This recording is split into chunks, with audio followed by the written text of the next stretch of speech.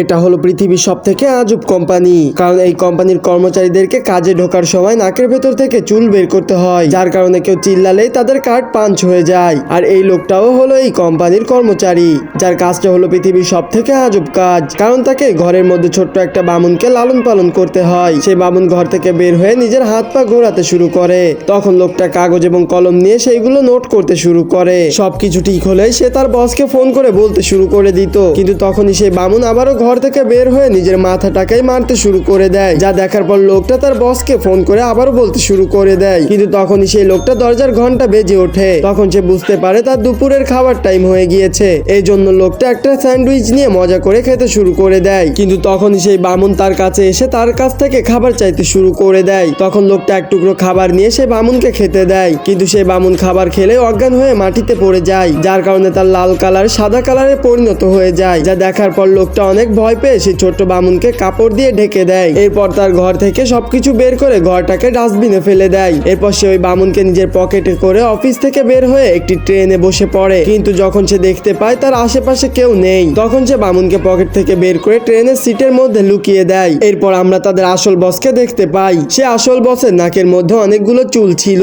এই জন্য সে নিজের নাকের চুলকে পরিষ্কার করার জন্য নিজের নাকটাকে পাঞ্চিং কার্ডের মেশিনে পরিণত করে দিয়েছিল। পার্ট 2 দেখার জন্য ভিডিওটাকে লাইক করে কমেন্টে পার্ট 2 লিখুন।